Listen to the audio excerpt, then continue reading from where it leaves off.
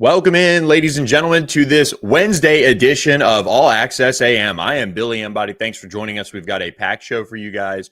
Once again, talking ACC football. Week 9 is upon us, and a big one for this league. As always, things heating up in that ACC championship picture. We'll have Wes Durham to preview the Week 9 slate with us at 8:15 a.m. Eastern Time. Really excited to have ACC Network play-by-play man Wes Durham joining us. Saw him at Clemson this weekend, and I said, hey, why don't you come on with us, talk about the slate? He said, absolutely. He'll be at Carolina this weekend as the Who's head over to Chapel Hill to see what all the buzz about Jordan Hudson is about. And then at 8:30, we'll have Stephen Wagner of On3 covering Miami for us to join us, talk about the Canes, where they go from here as they look to reset after that loss to Louisville at home. It's that time of year. Miami loses a key game and is now kind of behind the 8 ball a little bit as far as playing catch up.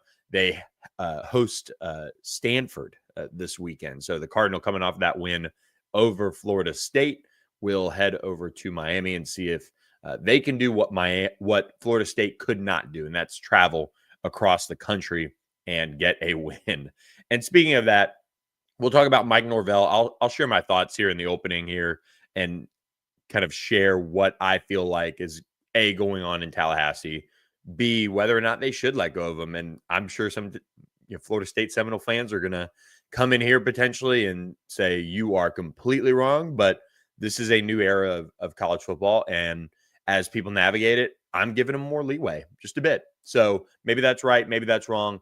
We'll find out, though. Mike Norvell will get the rest of the season to show why he is the man at Florida State, or if they end up just making a change and getting rid of him for a mere $100 million to fire him, fire his staff, and bring in a new staff, according to our own Pete Nakos reporting those numbers. So thanks for being with us. Wednesday AM edition. We are live on YouTube. We are also available on podcast, Apple, and Spotify after this episode. We turn and burn it, get it out for you guys. So maybe you could have it for your lunchtime listen.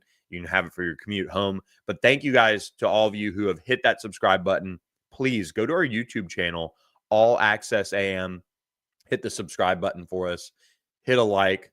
Watch some other videos. I kind of chop up the show a little bit as best I can to get some of the segments out there to some of our guests. So make sure you check those out.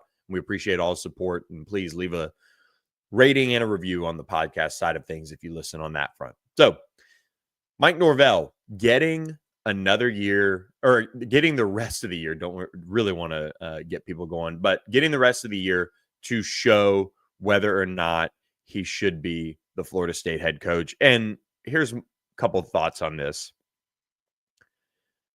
To get rid of Mike Norvell, it's going to cost you about $54 million in buyout money. Then you have to fire the staff for the most part, assuming they can everybody. And then you have to hire new staff. On3's Pete Nakos reported that's going to be about a $100 million decision for Michael Alford to figure out. They're going to do complete a comprehensive assessment of the program that'll take place at the end of the season. And I don't know what that final decision is going to be. I think it seems like everybody knows that time is dwindling for Mike Norvell. But at the same time, should it really be dwindling? And I'm not talking about should it be dwindling from the standpoint of I think he's doing a good job. I think Florida State football is on on sound footing, and they're in a great spot. They're not right now. They haven't won an ACC football game in over a calendar year. But they did overhaul their program in the offseason. Gus Malzahn comes in, calls plays. They hired new defensive coordinator, Tony White, who I think is a good defensive coordinator. I think things are, for the most part, working out there in Tallahassee. There are some things that they would certainly want to see improved on both sides of the ball. But, opponents scoring 22.6 points per game, not a bad situation to be in. Offensively, 39 points a game. Some of that's juiced up a little bit. That I look at some of the things that, people would say to that and completely agree. You have some of those games like East Texas A&M on the schedule, where they have juiced their own scoring points average. But there's also the reality of you've shown a little bit as to what you can do. You beat Alabama to open the season 31-17. And then the rest of the way you've played decent offensively. The bottom has not fallen out. Of course, Virginia, they were able to put up some points in that one. The defense really didn't do them any favors in that one. Shout out to Tony Elliott and that offensive staff for getting UVA kind of ready to roll. And then Miami, they really faced the Canes playing at such a high level. And that was a game where I think the rebuilding piece of Florida State is not to where Miami is. Miami has invested. Miami has a quarterback who's a winner, despite what happened in the game against Louisville this past weekend. You have so much talent on that defensive front. You have athletes that can pen in Tommy Castellanos and kind of keep him at bay. Only 57 yards rushing in that one for him. He was the leader. Then you have Pitt, which inexplicable kind of way to lose that one. 34-31, Mason Heichel making his first start, I believe. But, Stanford, a tough across the country road trip that a lot of teams have struggled with. Louisville struggled with it last year.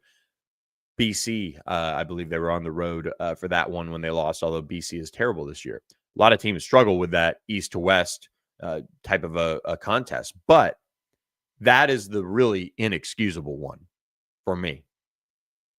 And that's where you really got to question, okay, where is Florida State from a strength and conditioning perspective? Where are they from a talent and player evaluation standpoint? Those are the things that I think need to really come under scrutiny here as we move into the back half of this season and see where Florida State wants to go from the standpoint of assessing and addressing its own roster. Because this is a new world of college football. There's the money ball side of it where you're trying not to be too top heavy and not have depth and find the right fits for your team and assess where players can help you.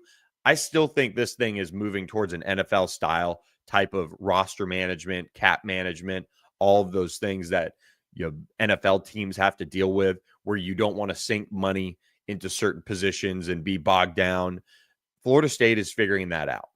And I am still of the belief in college football that wherever you sink your money in at the quarterback position is going to determine a lot about where your team is going.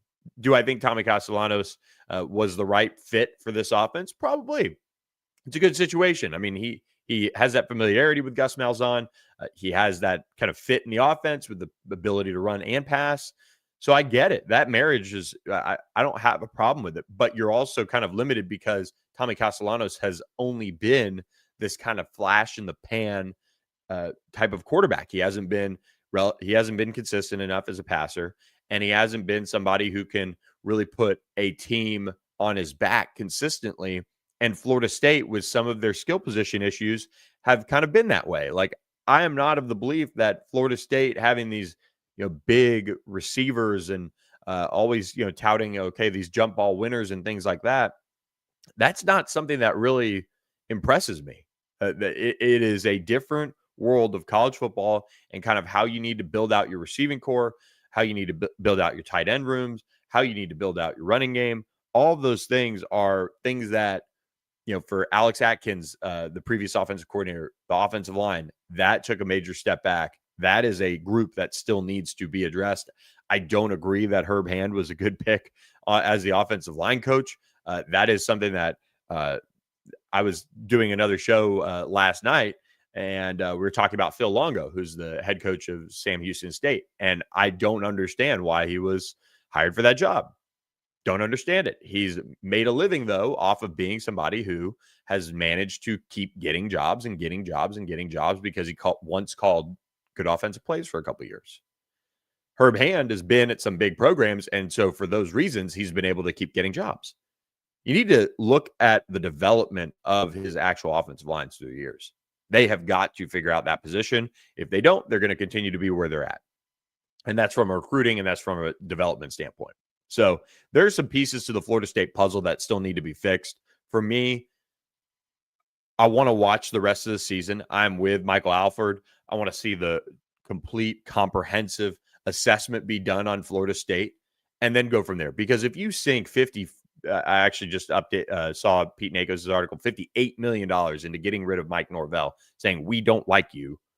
That is something that is such a move that Michael Alford, one, better be sure. Like, are you sure you don't want to go one more year and have some real conversations about what needs to be done versus what you could do, with a new coach and just letting them do it? That's where it's a really tough conversation around Florida State, for me at least. That monetary value to sink into them getting rid of Mike Norvell is just crazy to stomach. I mean, you kind of see the feedback around James Franklin getting rid of by Penn State. That's a different animal. He's won consistently, just hasn't won the big game. Mike Norvell's been able to do some things at Florida State that have been impressive. They got snubbed from the college football playoff. And of course, that kind of sent them into the spiral. But the last 2 years have not been good. I'm intrigued to see what the comprehensive assessment looks like as we head to that end of the line this season, at least for the Seminoles, and how they finish things out, because they really do have quite the jump to make, I think, to save Mike Norvell's job, and of course throwing a bye this week. So look, we're going to have Wes Durham join us in just a second. Do want to remind you guys about our friends at OPW Solutions. OPW Solutions would love for you guys to reach out to them, and they can show you the work that they can do for your business. They're a full-service commercial exterior maintenance company. They service North Texas, Oklahoma, Arkansas, and they're expanding to new locations in 2026. They can do your commercial landscaping, power washing, snow and ice control. They also can paint your parking lot or put up Christmas lights for your business, fence maintenance, and much more. So make sure you give them a call, 214-444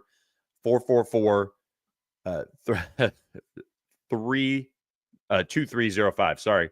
Didn't want to give you the wrong number. 214-444-2305, or email them info@opwsolutions.com, or go to opwsolutions.com. Again, full service maintenance company there for your business, doing great work. And you can follow them on their socials as well to make sure that you get the full story from them on how they approach every single piece of their business and your business and servicing that. So we appreciate OPW Solutions for helping us out. Really excited now about our next guest. Ran into him at Clemson this weekend, and it is Wes Durham of the ACC Network joining us now. Wes, thanks so much for the time. How are you this weekend? How's the travel treating you? Well, the hard lifting is over. Clemson to San Francisco and back within 9 to 12 hours is not exactly what we all call for, Billy. But, I've recovered, and now it's, let's see, what day? Tuesday. No, Wednesday. So I'm good. Yeah. There we go. I got my days straight, so we're ready for this week. How's that? Well, at least you're not going to be showing up somewhere a day early or a day late. Yeah. We've got that down now, so we're here to help in that regard. But you'll be on the call this weekend, Virginia at North Carolina, 11 a.m. on ACC Network, of course. So everybody tune in. That's 11 a.m. Central, Eastern Time, noon for those of you. UVA favored by 10.5 here. This is a game that, of course, is going to be another inflection point potentially for Bill Belichick in his program. But let's talk about the Hoos. They've been doing such a great job this year, coming away with some hard-fought wins. Games like Louisville, of course, Washington State come to mind. Yeah. This Tony Elliott bunch is just not going away, though. No, they're not, and they've got the benefit of a schedule that works for them too, right? Because the Duke game sits out there like a beacon ahead. Even though the Blue Devils lost to Georgia Tech last week, Billy, I still think that Virginia and Duke are going to have some degree of stake in this in terms of possible representation. It is interesting the way this has worked for Tony Elliott. There was a lot of chatter in the offseason about Virginia had more resources. You want to lead that to be money, that's fine with me. Virginia had a ton more resources. They certainly had some patience in Tony's work there. We all know about the horrific tragedy they had a couple of years ago. And it finally felt like, in all honesty, that Tony Elliott had some footing as Virginia's football coach. And sure enough, Chandler Morris has become this thing, right? And as you guys know from Chad being in the Dallas Metroplex, and certainly Chandler being around college football for as many places as he's been, and certainly at North Texas last year in the Denton area. The guy can play, but it's not just Chandler Morris. It's a big part, but they've also been very intentional with things they've done in the portal. The two backs, Harrison Whaley, who came from Wyoming, who was the active Division I rushing leader coming into the season, and still may be career rushing leader. And then Jamari Taylor, who came from North Carolina Central, to go along with this. Don't ask me how this happened, but Daniel Rickard is a 235-pound defensive end who makes plays behind the line, tackles for losses and sacks, and he had a huge play the other night against Washington State. So it just feels like the transfer portal has really worked for them. And then they brought back some other guys who had contributed in years past, and they're pretty sturdy in the offensive line. The left side in particular is homegrown. The right side's got a little more transfer portal flavor to it. But, yeah, I'm excited to kind of see what Virginia is. We had them against Stanford early in the package this fall. They were really impressive that night at home in Charlottesville. And now we get a game, Virginia-Carolina, for Mustang fans who might be watching. The Virginia-Carolina game's got some history to it. It's called the South's oldest rivalry. Georgia-Auburn is the Deep South's oldest rivalry. So remember the definition and differences there, Billy. But Virginia-Carolina, when the other team has been ranked, the unranked team typically wins. And Mac Brown lost 2 games to Virginia, I think at Tony Elliott's first 2 years as head coach, where he was the ranked team.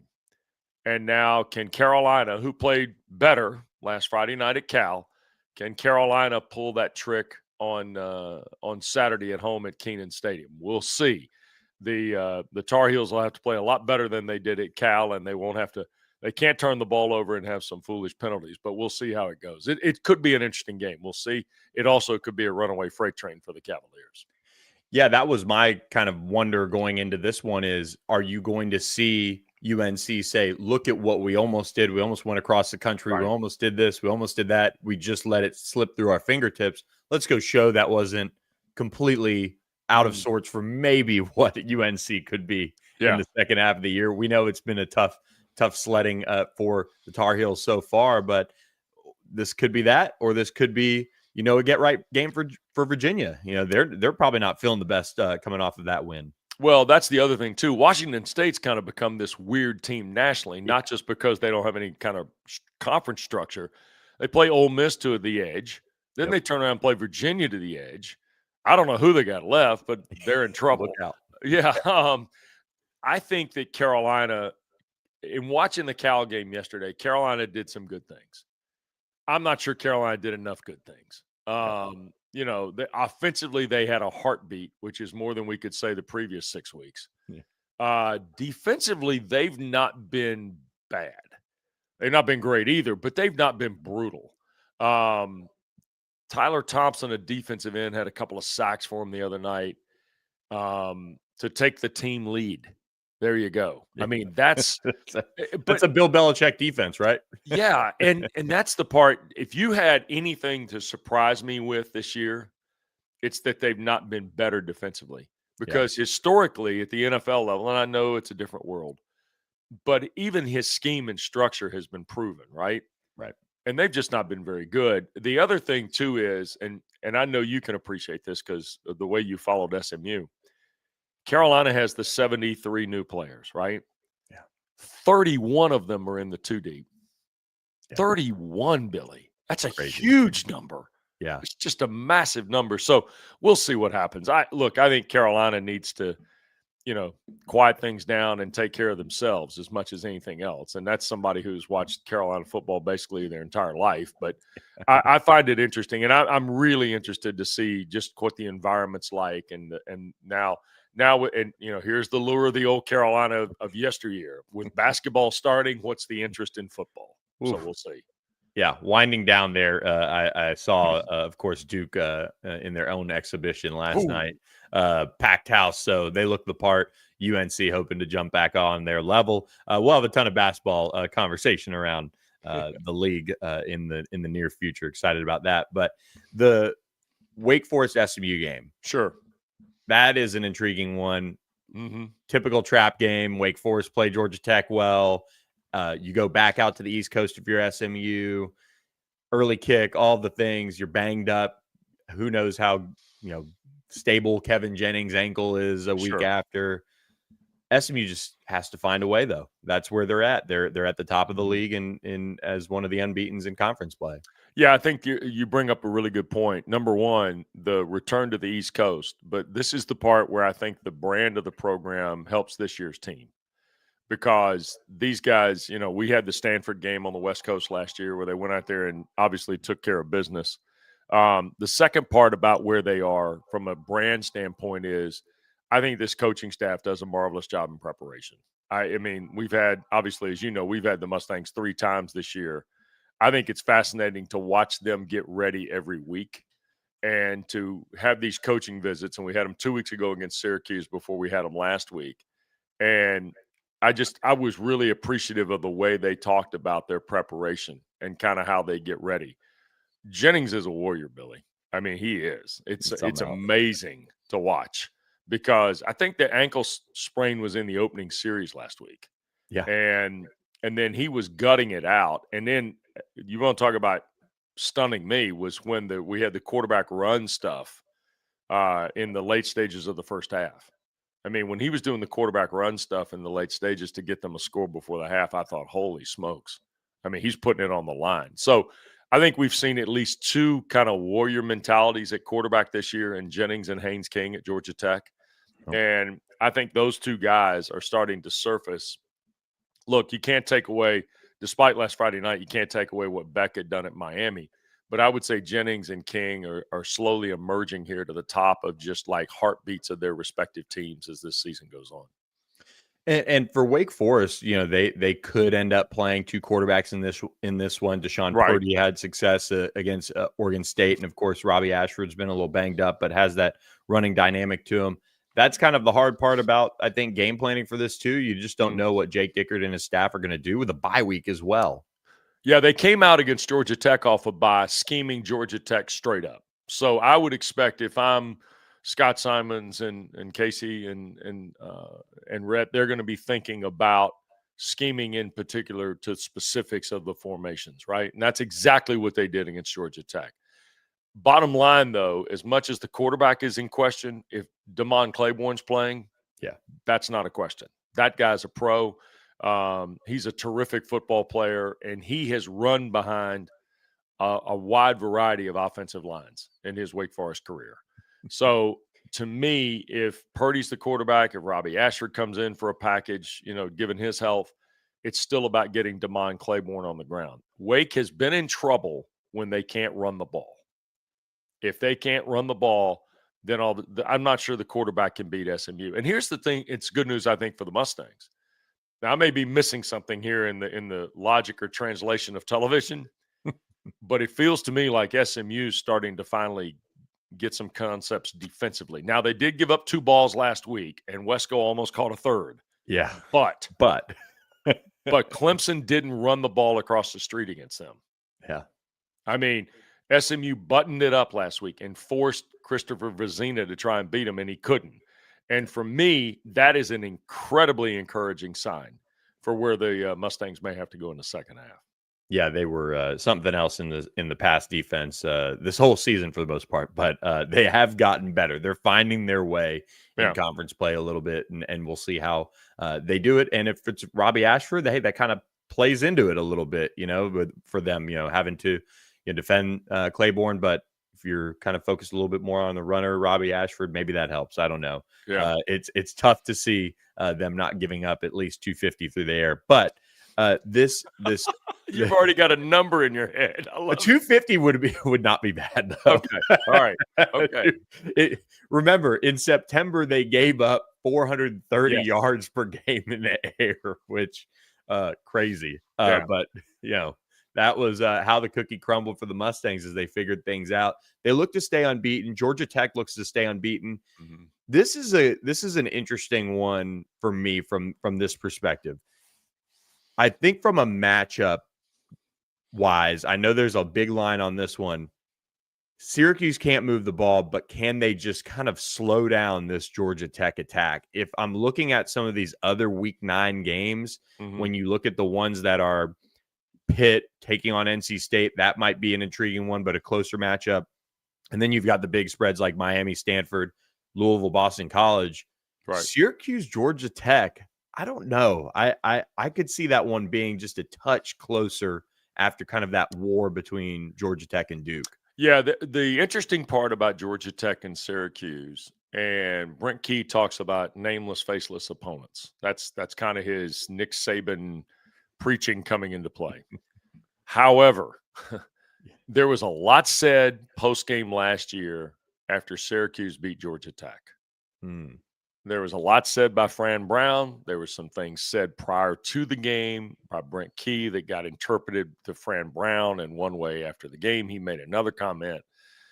And I only bring this up because out of nowhere in the offseason, one of the Tech players talked about the Syracuse game. And it just came out of nowhere in a conversation. Look, we had losses last year like Syracuse, things like that. And whenever a specific loss is mentioned, like in May, Billy, or in July, that's when you kind of have that thing, remember, in the back of your head where you go, aha, okay.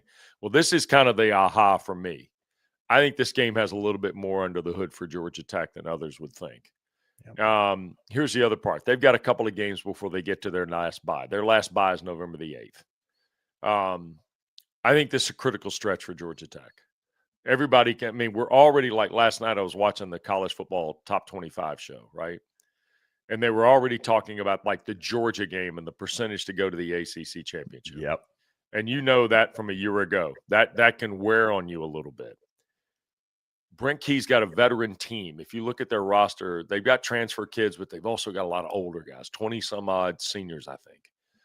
When you start to look at them on paper, their focus and attention to detail week to week is probably going to be the biggest critical piece of their success. I think that pays off against Syracuse. Now, look, you may be right about the game, but I think at the end of the day, Syracuse is getting their full attention. And that's the part that is interesting to me because they found a way Saturday, right? They kind of found a way in the Duke game. King made plays. Omar Daniels' fumble recovery is a bizarre play. But the idea that they closed the game like they did is encouraging to Georgia Tech. I thought they were okay defensively. I was really concerned for Georgia Tech where they were defensively. But I still think Duke's really good. I think Georgia Tech's good. I think Virginia and SMU are good. I think Miami's good. I think those are the five we're going to be solved with here at the end. It's going to be interesting to see how the Jackets handle this on Saturday. But Fran Brown off a bye. Who knows who's playing? We saw Justice Ross Simmons go to the bench in Dallas. He has not been back since, right? Yep. It's going to be really interesting to see. Now, Stanford, I just don't think the west to east stuff has gone very well. No. Only one time has Cal won. Only one time has Stanford won going west to east in the 2 years they've been in the league. In fact, now this year, the east to west isn't going very well, except for Duke. Yeah. It's crazy. So, we'll see what happens. But I think Miami gets back on track this week. And I think that Miami-Florida State game in a couple of weeks is a really interesting game. The Miami-SMU one in a couple weeks? Miami-Florida State. I think Miami-Florida State Florida State and Clemson, right? They play. Yes. I think in a couple of weeks. That game's really interesting. Miami-SMU for you on November the 1st is all gas, no brakes. Yeah. The whole day. We'll miss you that day. I know you. You won't see me that day. I'm sorry. The Mustang folks who might have grown an affinity of somewhat to my work you're not going to see me that day. You'll see somebody up the food chain.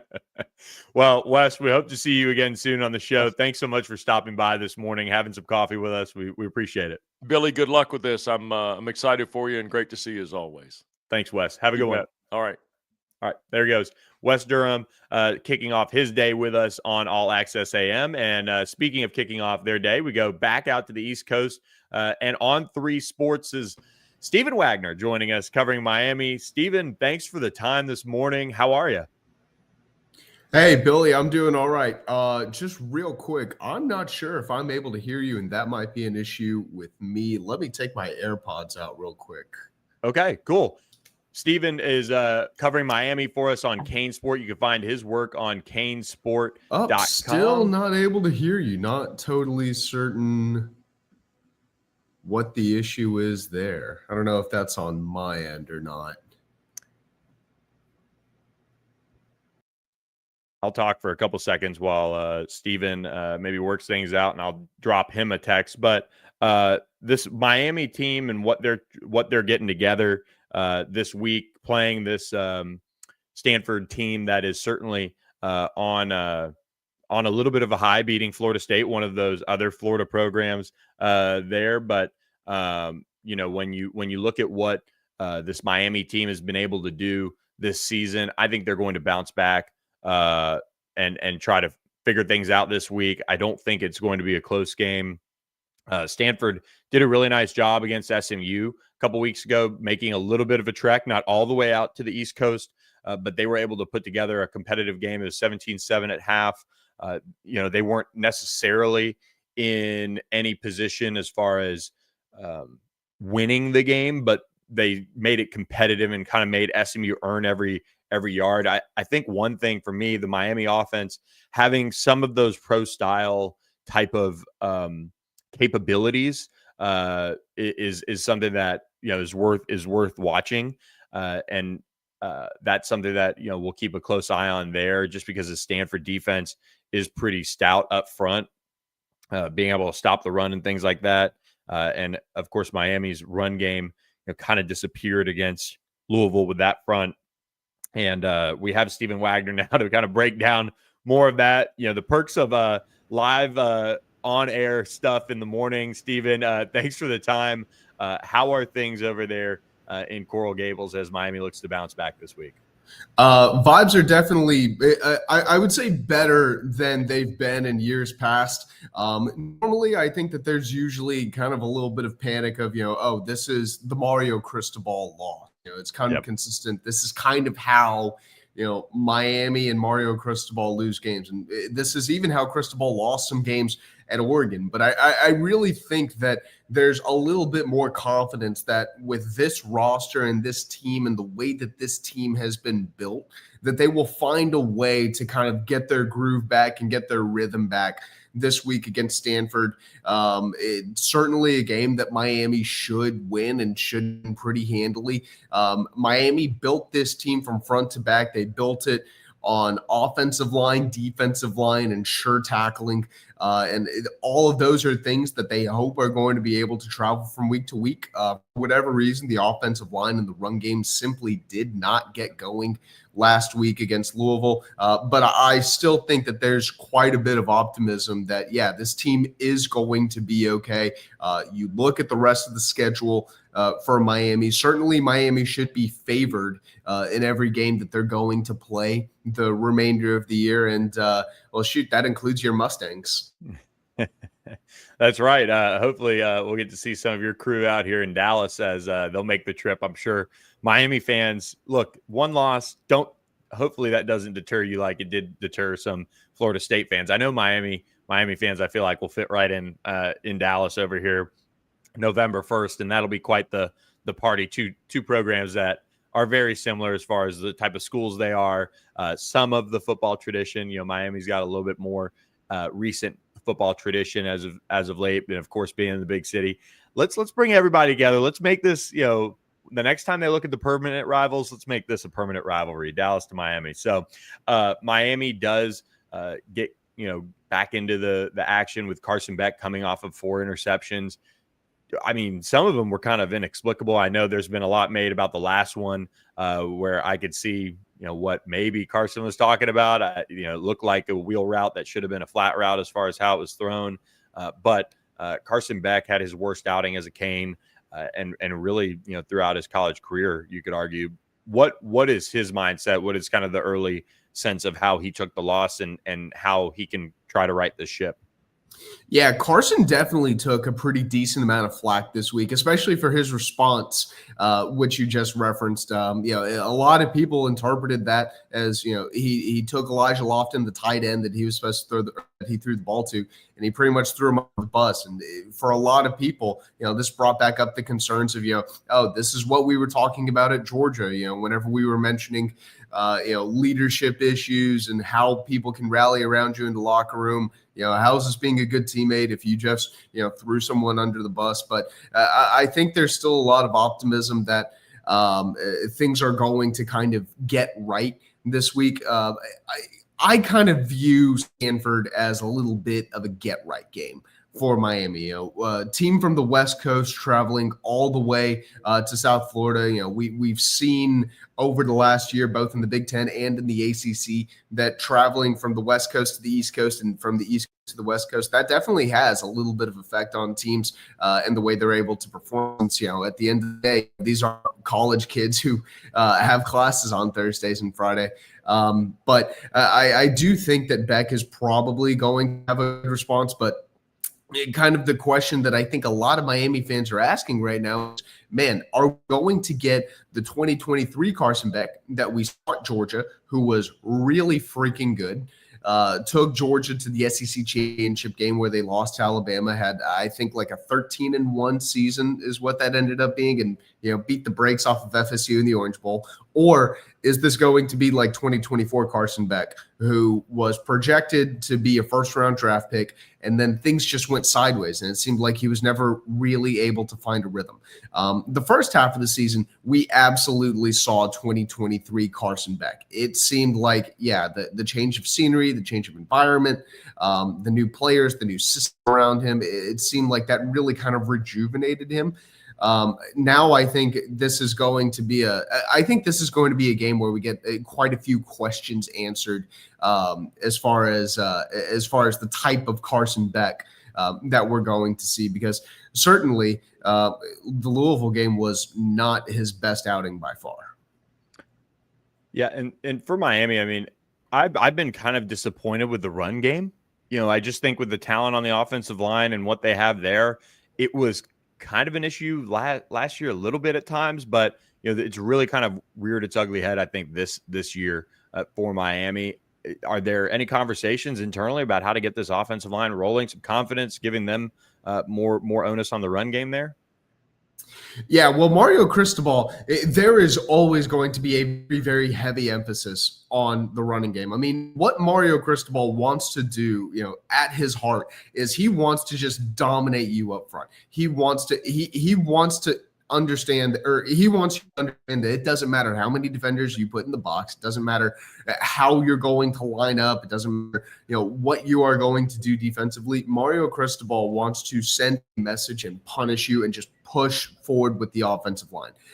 So far this year, I wouldn't actually say that the run game had been an issue. It really only showed up in the Louisville game. I think at one point they had 22 carries for 46 yards. The final stat line escapes me, but that was definitely a really, really strong issue and kind of a concern, considering that it's not something that we'd seen, at really any point this year.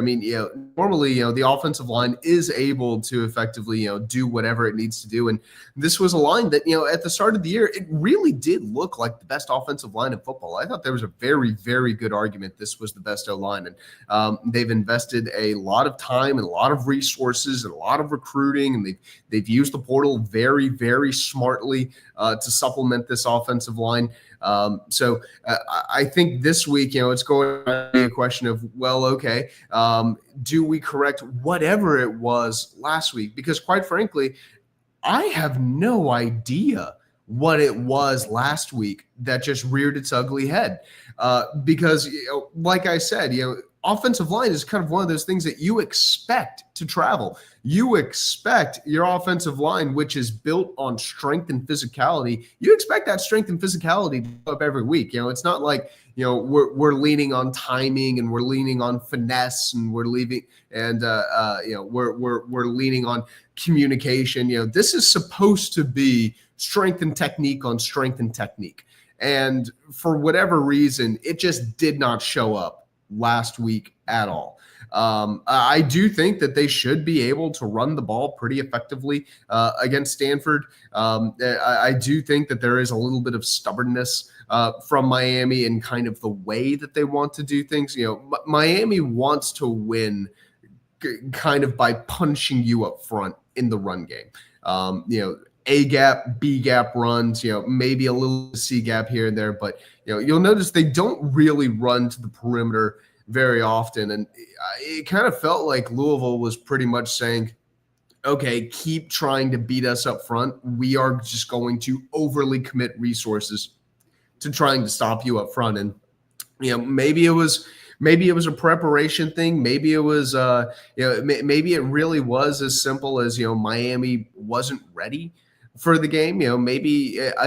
Honestly, man, this really is kind of one of those games that sort of escaped me whenever you're trying to look at, well, what exactly happened? What was the reason for this? Yes, Carson Beck threw 4 picks, but why is that? Because Miami absolutely had a superior roster.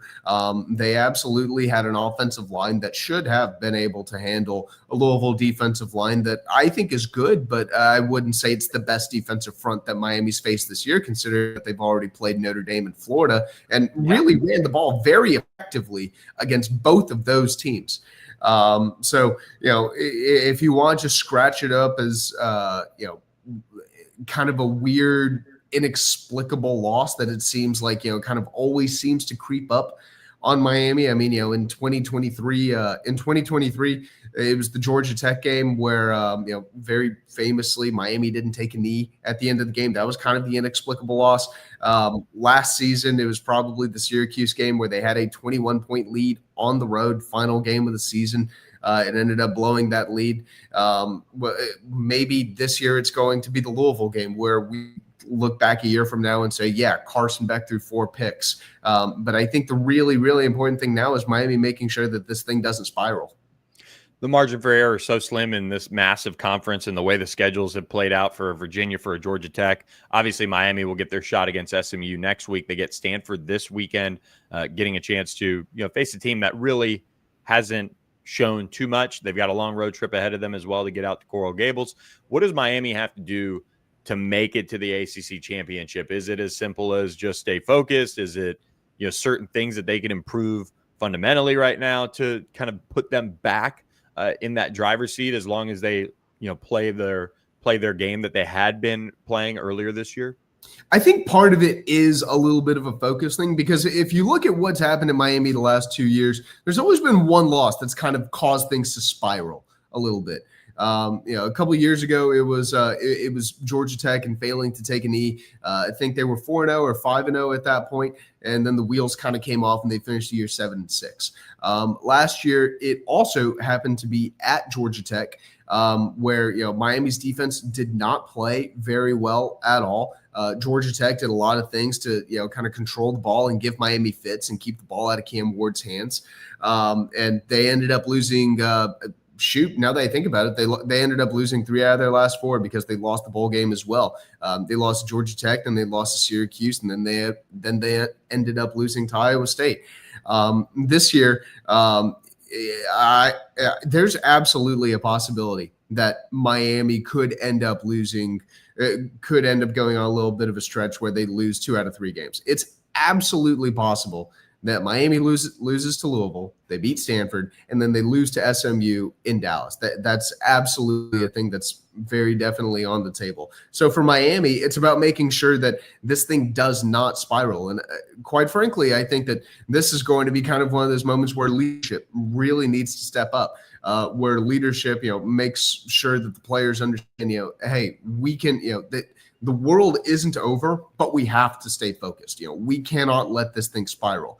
And what specifically that looks like, I'm really not sure, because some of these Miami teams, heck, even some of basketball's Oregon teams. You remember that 2021 team that went to Columbus and beat Ohio State at the start of the year. By the end of the year, they were playing very, very tight. It looked like they weren't playing fast or having fun or just kind of being football players, it looked like they were playing more not to lose as opposed to playing to win. I think there's definitely got to be a little bit of concern from a fan standpoint that could happen this year. So I think for Miami, this is kind of one of those moments where leadership is probably going to be one of those things that you really need to lean on. And from a player standpoint, it's probably going to be one of those things that you need to lean on. Keep your players fresh, keep your players loose, and remind them that, hey, at the end of the day, football's fun. Go out there and play fun. Be fast, be physical. Understand that you're going to make mistakes. There's going to be mistakes in a football game, but as long as we play better than they do, you'll be pretty optimistic in how the game's going to turn out. Yeah, I think for me, watch that point you made about the kind of the having fun angle. Sometimes some of these teams with the expectations placed on them with NIL and rev share and all of these things, man, they kind of forget that they are still playing in college. That, and I know now in college there's class, there's this, there's that, there's money, there's all of these things floating around, and you do have other focuses outside of football, so it is hard to stay focused. But college football is a blast, man. The scene down at Hard Rock Stadium this year for so many of these games have just been awesome. And it's a shame that Friday night they couldn't put it together and kind of keep things rolling. I think it's good for the ACC that Miami would have stayed undefeated. It would have given them a team right at the 1 or 2 spot, and you could kind of ride that all the way to the end. A lot of people thought it was going to be Clemson this year and Miami was going to be in that mix, but for Miami, to lose, maybe this is that galvanizing moment, but they need to just kind of have fun. It just seems like a team that, like you said, could end up being tight. But if they do kind of find that fun again and get right this weekend against Stanford, that'll kind of potentially catapult them. They'll face a big test against SMU on the road November 1st, of course. So that'll be a big one. They'll have to stay focused against Stanford, though. Let's leave you with this. Who are your current ACC championship projected participants? Do you see Georgia Tech and the Hoos, just kind of riding out the nice schedule that they have and ending up there, or does SMU stay unbeaten? Do they find a way against Miami next week and keep things rolling? What's kind of your take on the whole scene? I still think Miami is going to end up getting to the ACC championship game, just because whenever you look at how Miami is built, this is the most talented roster in the ACC. Now, of course, that doesn't always beautifully translate to wins on the field. We've seen over and over and over again in college football, just because you have a loaded roster does not mean that you are going to win football games. But I still do believe that this is going to be kind of Miami's breakthrough season, where they get to the ACC championship game and they get to the college football playoff. As for who they're going to face, man, I got to tell you, I'm a believer in Georgia Tech. I'm a real believer in what Brent Key has going over there. I think they are a really good football team. I think they are consistently finding ways to win. And more importantly, I think they're giant killers. And I think that if they ended up getting to the ACC championship game and they play a team like Miami, where say they're going to be underdogs, I definitely think that they're going to have a really real chance to absolutely slay the dragon. I think that SMU is absolutely going to have a good chance. I'm not a huge believer in Virginia. I think that they're going to have a slip up at some point. I kind of felt like, at the start of the year, whenever Virginia lost to NC State, that was kind of more of along the lines of the Virginia that I was sort of expecting to see. Obviously, they're playing really good football right now, but I think they're going to have to slip up at some point. But as far as, what I'm projecting, Miami playing Georgia Tech in the ACC championship game, I mean, heck, if SMU beats Miami in Dallas, that could just as easily be the Mustangs. So I think that is going to shape up to be a massive game with some really big implications for the conference, and obviously to get to the playoff too, because both teams are going to be searching for that automatic berth. Especially if that loss or one loss or two losses end up causing Miami to be on the outside looking in. Yeah, it is going to be fascinating to watch this play out. We just hope that we don't have to get down to the coin toss for this one. That would be so brutal for the league, but it's going to be really interesting to follow. I think there's a path, obviously, to getting 2 teams into the college football playoff, which is probably the most important thing. It could involve Miami losing to SMU in a couple weeks and kind of falling out of the championship picture, and Miami, not making the college football playoff, and then it's SMU and maybe a Georgia Tech. But however it happens, they've got to get 2 in, just like last year, and then kind of all will be right in the world. But Miami is going to have something to say about it. I would probably say that Miami finds a way in. I still think they're a team that's really, really talented. I am not ready to give up on them just yet. I think for me, the talent level that they have in the defensive line and the wide receiver position is just a problem for teams down the stretch. But SMU is going to have a big say in that in 2 weeks, though. If Miami comes out and loses that one, that is going to be curtains for their ACC championship hopes. And SMU is kind of in an interesting spot right now. We learned a lot this weekend against Clemson and how they played that game overall, but still quite the task to take down Miami when they're at their best. So we'll see what happens when those two teams face off and how their rest of their seasons go. Stephen Wagner of On3, Canesport.com. Thanks so much for stopping by this morning. Yeah, appreciate you, Billy. There you go. Stephen Wagner hanging out with us this morning, having some coffee and, hanging out on All Access AM. We appreciate him. Appreciate you guys listening. Make sure you guys check out Roback, RHOBACK.com. Get 20% off your first order with code PONY20. I'll get us an ACC code, but PONY20 is where you can get all your Roback gear on that first order. It's great. Selection, brand, all of that. Check out the pants too. I just got a pair of the pants and they breathe, and the quarter zips, with it being quarter zip season here very soon, are great as well. So appreciate Roback as well for always supporting us. Let's go to a little coaching search conversation here. Virginia Tech is quietly going about their search. Not one that you hear a lot about. That could be a good thing. That could be a bad thing. When you look at Virginia Tech and what they've needed to do to really rebrand their program as a whole, they've talked about spending more money. They've talked about improving the athletics budget. They've got Bruce Arians helping run that coaching search, which I think is a big deal. For me, if I'm Virginia Tech, I don't know if Bruce Arians would want to do this, but you want to have that man around your program as much as possible. And he's very involved in this hiring cycle, being on the search committee that Virginia Tech has formed for this search. According to On3's Pete Nakos, James Franklin is a good name to keep an eye on in this search. I think Franklin would be a great fit here. I do think he's going to be somebody that many schools are going to look at. It wouldn't shock me, truthfully, if a team like Florida State, if they opted to get rid of Mike Norvell, maybe that's somewhere they look. Because the thing with Florida State, when you look at that job, and we kind of talked about it in the opening, so I don't want to get completely back on it, but they have a very high set of expectations. And yes, that involves competing for a national championship. That is something that James Franklin kind of inexplicably at times did not do at Penn State, with some of the losses that his teams suffered, particularly, the Oregon loss, not being able to win the big game. At Florida State, the path to a national championship and the college football playoff is easier.